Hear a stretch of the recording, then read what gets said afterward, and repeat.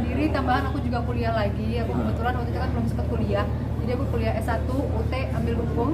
Kebetulan nanti Desember nanti ujian, 17-18 ujian.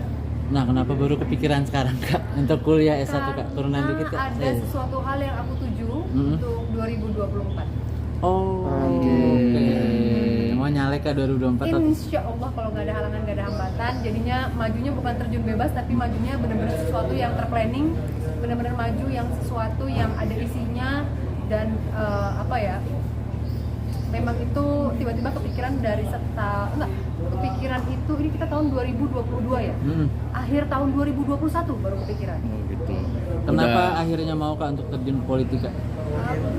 Satu, ada opportunity-nya, yang kedua ada kesempatan, yang ketiga aku rasa aku mampu, kenapa enggak? Dan mampunya juga karena kan memang membekali diri, jadinya bukan mampu yang terjun bebas gitu aja gitu. Jadi ya udah, why not? Ada kesempatan, ada kemampuan, why not?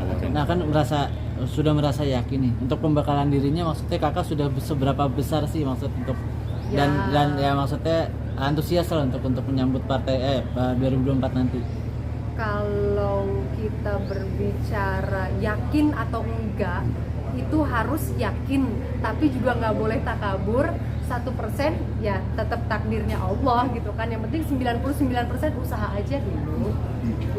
Kak, apa memang belum puas gitu Kak di acting kan, maksudnya sudah back di entertain, maksudnya sudah ada namanya gitu, dan maksudnya sudah banyak pekerjaan juga sampai akhirnya ke politik gitu, selain maksud dan tujuan untuk masyarakat. Kenapa tuh Kak? Berpikirnya ketika aku bisa berguna untuk orang banyak, kenapa enggak? Satu itu. Yang kedua, aku berpikirnya 10 sampai dengan 20 tahun ke depan untuk anak-anak sih, untuk anak-anak dan keluarga. Terjun ke politik apakah memang sudah bosan untuk jadi artis Kak? Enggak dong. Tetap aku nggak akan melupakan jati diri aku. Aku berangkat dari mana? Dari dunia entertain. Itu nggak akan aku lupain. Karena itu basic yang benar-benar aku dari hati cinta gitu. Jadi nggak akan mungkin aku bisa lupain aku dari mana. Tergiur dengan ini pun. Kenapa? Kalau misalnya maju terus lolos gitu. Itu pilihan yang sulit. Begitu sulit. Ada pertanyaan lain? Pas. Tapi kalau dari keluarga sendiri aja backgroundnya hukum Kak? Background hukum nggak ada sih sebetulnya. Sebetulnya malah di bidang kedokteran. Tapi kalau dari keluarga mertua, kalau dari adik ipar aku ada memang. Tapi kalau dari keluarga aku sendiri sebetulnya nggak ada sih. Karena memang semenjak almarhum nggak ada, itu aku banyak bersentuhan dengan hukum gitu loh. Jadi aku rasa boleh juga nih untuk membekali diri aku perempuan, aku bisa harus melindungi diri aku sendiri, aku melindungi anak-anak gitu ya. Gimana caranya ya ambil kuliah apa yang lucu nih kalau ambil kuliah hukum? Itu sih sebabnya berangkat dari belajar dari pengalaman yang bersentuhan dengan hukum, jadi aku ambil hukum. Takut nggak sih Kak karena cewek speak up sendiri soal hukum? Sometimes ya, tapi kan nggak usah takut karena kan ada bekal buku, banyak berbagai informasi yang aku dapetin juga. Kenapa harus takut? Kalau untuk keluarga ada background politik Kak? Nggak ada. Aku juga nggak tahu. Aku sempat banyak sharing sama mamaku, aku juga banyak ditentang sama mama gitu kan. Tumben, kenapa? Terus kenapa baru sekarang? Dari kemarin mana aja gitu. Kamu yakin? Hah gitu kan. Akhirnya tapi aku ditentang sama mama, justru itu aku berusaha untuk meyakinkan beliau gimana caranya aku nggak terjun bebas, aku membekali diri aku cuma minta restu sama mamaku, selebihnya udah mama please kasih aku restu lah, kan buat kita semuanya juga untuk kemaslahatan keluarga juga. Figur siapa yang maksudnya yang diidolain sama Kak Intan gitu di politik? Aku sebetulnya bukan orang itu. Ada satu sih dari bendera aku sendiri juga. Siapa Kak? Ibu Lestari Murdika. Ibu Kenapa? Wakil Ketua MPR RI kita. Oh, kenapa mengidolakan beliau Kak? Karena beliau cancer survivor, wanita yang bisa balance antara pekerjaan, sekolah, ibu rumah tangga, itu luar biasa sih. Karena untuk membuat balance semuanya itu nggak gampang. Jadi aku sangat mengidolakan beliau. Bahkan aku kalau bertemu Ibu Reri itu selalu manggilnya Mama. Karena aku menganggap Mama dalam segala hal. Di usia beliau yang sekarang menjabat sebagai Wakil Ketua MPR RI, masih sempat sekolah, masih sempat ngurus anak-anak, masih sempat ngurus keluarga, dan itu bisa balance, bisa meluangkan waktu quality time dengan keluarga, itu bukan hal yang gampang loh.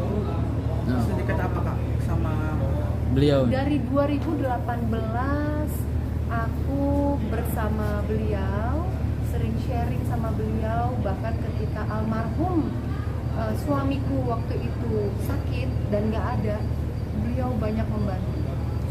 Sangat as support system finansial, support system mental, beliau sangat membantu.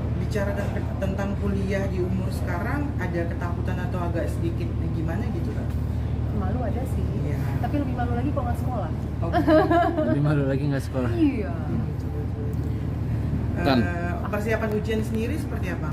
Persiapan ujiannya aku udah searching sana sini udah pasti, terus cetak kartu mahasiswa, cetak kartu ujian.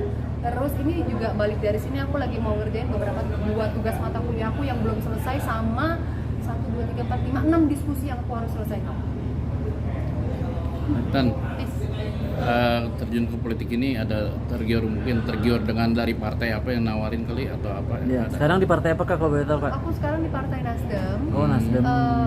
Sebetulnya ada banyak partai lain juga yang memang menawarkan, tapi balik lagi kita seperti keluarga ada di partai itu. Partai Nasdem yang sekarang aku berdiri itu udah kayak rumah kedua. Jadinya aku merasa ikatan emosional aku lumayan dalam, lumayan kuat di Nasdem.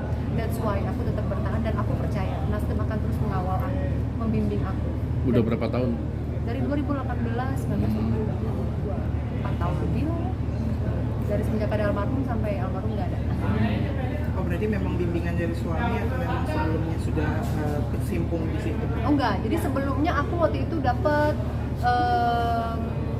kesempatan itu dari Koko Bertrand. Koko Bertrand yang menawarkan. Terus udah gitu ya aku kan tetap sharing ya sama almarhum suami, karena kan beliau juga kan masih suami aku. Terus akhirnya beliau bilang bahwa Mam, dia bilang gitu, ini ada kesempatan. Terus kalau masalah kemampuan silahkan kamu belajar sesuai dengan kapasitas kamu. Terus silahkan ambil kesempatan itu. Saya nggak selamanya ada di samping kamu, saya nggak selamanya ada untuk terus melindungi kamu. Silahkan kamu belajar, karena kamu ibu. 99,9% anak pasti akan mencontoh ibu. Jadilah ibu yang pintar dan cermat. Go, take it. Tadinya aku nggak mau, tadinya aku nggak pede, karena dari mana urusannya kok bisa aku tiba-tiba ke situ gitu kan. Karena almarhum support, aku pede, akhirnya aku ambil. Dan sekarang aku memutuskan insya Allah 2024 aku akan lebih percaya diri lagi dibandingkan 2018. Tan,